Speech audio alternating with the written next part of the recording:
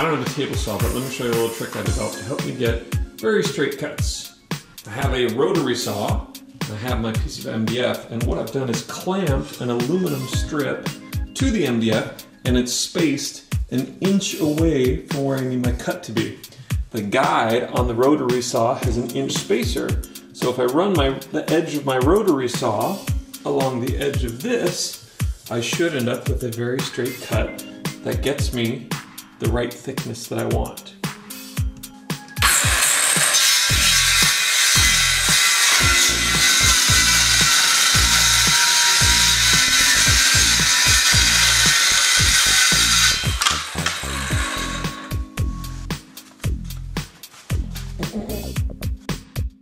I didn't film it, but last night I cut these two channels into the mold. I just used an X-Acto blade.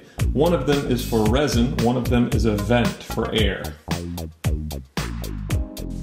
I've laid down some paper on the workbench because it tends to get messy. I tend to spill, so this should cover me. These are the two pieces of MDF that I just cut using my rotary saw, and the idea here is that when the mold goes together, these will go on the outside of it just to add some rigidity to it. If I had the time, I would have actually made a wooden box to go around the mold, but I just chose not to. First step in making a mold is powdering your mold. I use baby powder. Some people use cornstarch because you really don't want to be breathing baby powder for 20 years straight. Usually I would use a chip brush to push it around inside the mold, but Lamberry used them all on her Iron Man helmet, so I'm on my own. So what I like to do, just drop a little in, and then I just tap it around. Make sure I get every surface covered, every little crack, nook and cranny, if you will. I don't even know what a cranny is. Now here's the dangerous part. You gotta get rid of the excess. I usually just go like this. Creates a nice cloud for you to inhale. Okay, let's do the other half. Now the reason you use baby powder is because of a thing called capillary action.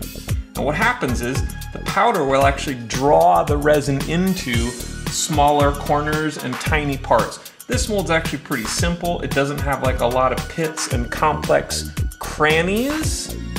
I still don't know what a cranny is.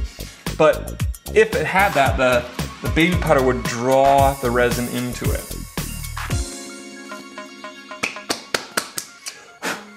Okay. Nice. Our mold is all powdered up. Let's put the two halves together. Make sure it fits together nice and snugly. Line up our pieces of MDF. And then I'm just gonna rubber band it together.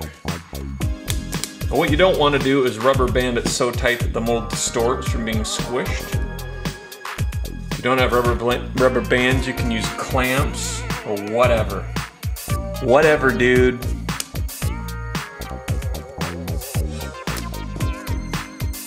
I'm using these plastic cups because they've got a couple lines on them. Depending on which cups you get, they can have different lines all over them. But either way, they're kind of transparent. So let's say I missed one of those registration lines or I needed half full, I'd be able to kind of eyeball it like that.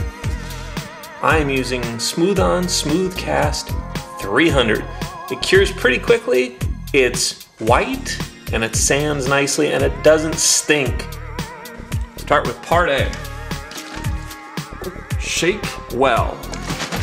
This is where we need Lamberry.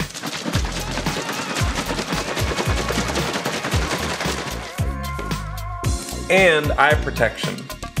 Resin just loves to jump up into your eyeballs. Part B. Shake well before use. Part B is usually thicker. It's a little more syrupy than part A.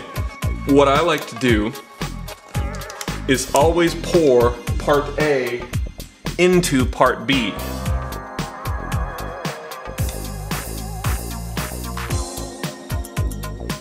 You tend to get more of it in, and it'll go in faster, which is good. I've got my mold ready.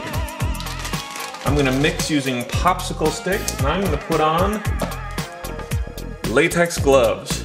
Resin is not something you wanna get stuck to your hands or under your fingers or anywhere on you. It heats up when it cures, often to burning hot temperatures. You can do serious damage to your skin, and if it sticks to your skin, it's not fun at all. Trust me.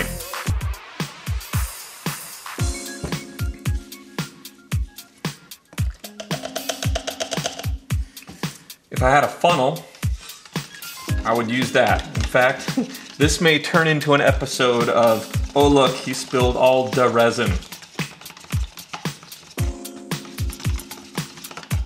You gotta mix it thoroughly, man. You ever get a kit where like there's ripples of uncured resin in it? Not cool.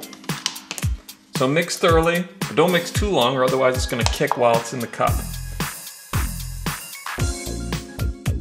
One thing I like to do just to get any possible air bubbles out that might be sitting around the surface where it's horizontal is I plug up the holes and I just move it around a little bit. I don't shake it violently, I don't go crazy.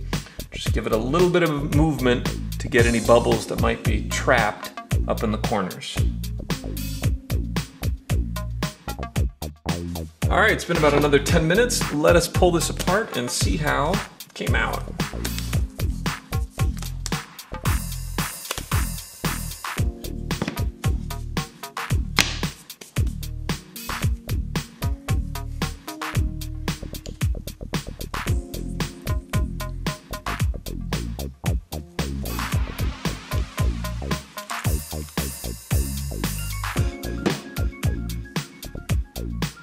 Looks really good so far.